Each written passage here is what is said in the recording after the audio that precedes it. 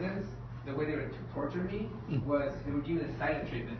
Do you remember that? Remember the silent treatment? It was like my torture. You could tie me to a tree, which they did. You could tie me to a chair, which they did. I just hated being ignored. There's something about human nature that we hate being ignored. And so I think this is a huge dilemma in our faith, where we feel ignored by God. And so it actually creates a distance because it feels like God is absent.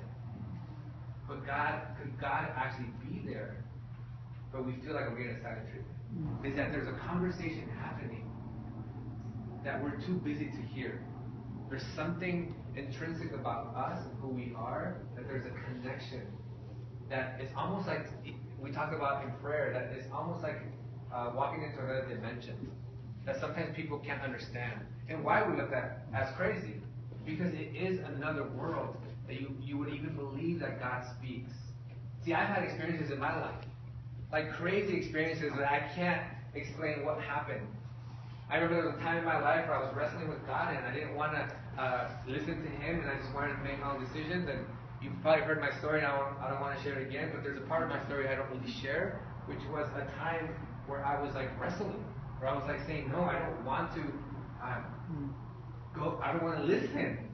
And so I just kept running and running and running from everything that I was supposed to do, because I just felt like He wasn't there. And so I ran so far that I got to a point where I didn't think I could ever come back. And still, I remember, like, have you ever got like a phone call from somebody and they're like, hey, I just had a dream about you and I just want to let you know, like, you were dying and I don't know what that means, but are you okay? And I'm like, yeah, I'm fine. And deep down, I'm like, no, I'm not okay. I'm actually like going through something. So it's like the universe is speaking and we're not listening.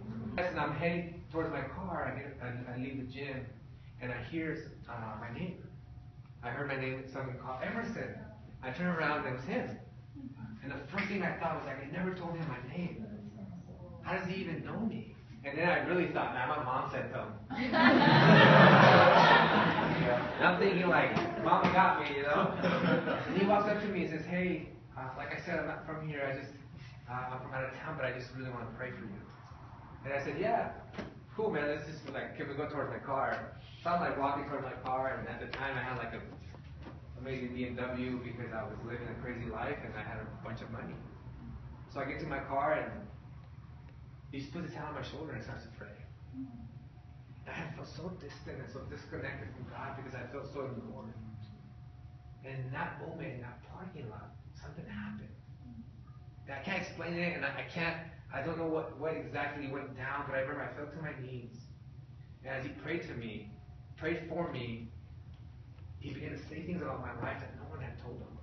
He began to say things about my relationship with my mom, my relationship with my father, the things I was doing, how I was destroying my life. And I remember on my knees, I opened my eyes, and there's 3 people around me. I could see 3 people surrounding me with my own eyes. And I don't know how to explain this, but there was something that came over me that I was experiencing something supernatural. He picked me up and it was just him again. And he gave me a big hug and he says, I could tell you more, but you know what to do. And he walked away. And I don't know about you, but that night I had an experience with God.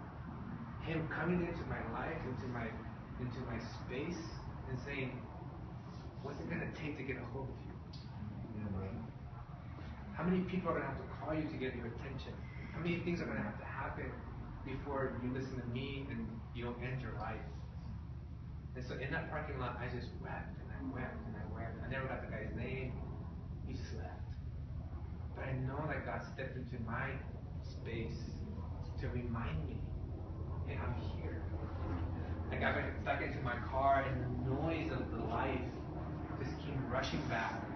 And I thought, just one more time, just one more girl, just one more experience, just one more deal, and I'll get out.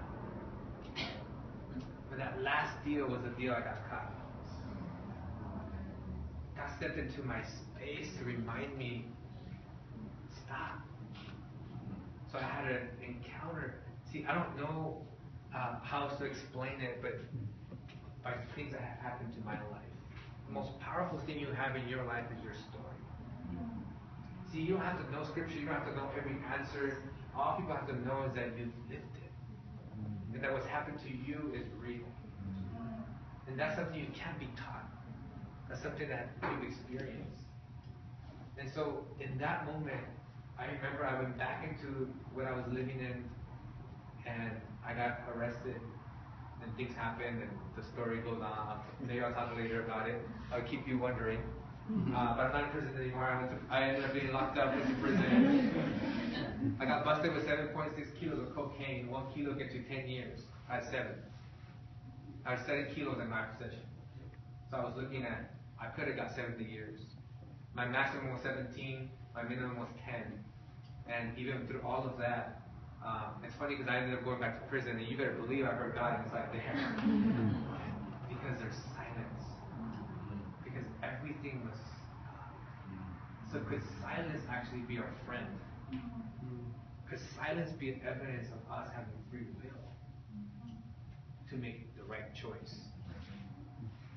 Could in that silence God say, hey, I want you to choose? And maybe there'll be a time where God will step into your space and try to pull you out. But you know what's crazy? Is that I had an experience with God. Because I was that guy that would say, I just want to see you. See, it won't be enough. You will walk away from God even if you see Him. I had a moment there that I can't explain. That was supernatural. And I still decided just to do it one more time. So I don't know what it is in your life. You know, I don't know where you're at. I don't know. I'm just kind of going off to like a whole other situation right now. But I just want to pray. You know that no matter where you're at, no matter what decisions you're trying to make, whatever it might be. I don't know if it's that guy. I don't know if it's that girl. I don't know if it's that job. I don't know what you're asking for God to step into your life to answer. I just want to let you know that God is speaking. That do not let silence paralyze you. Because for far too long, the tragedy of silence is people of faith or just people in general being paralyzed and using it as an excuse to do nothing. So what we have to do is use that silence as evidence of God saying, okay, I want you to do good in the world. I want you to move.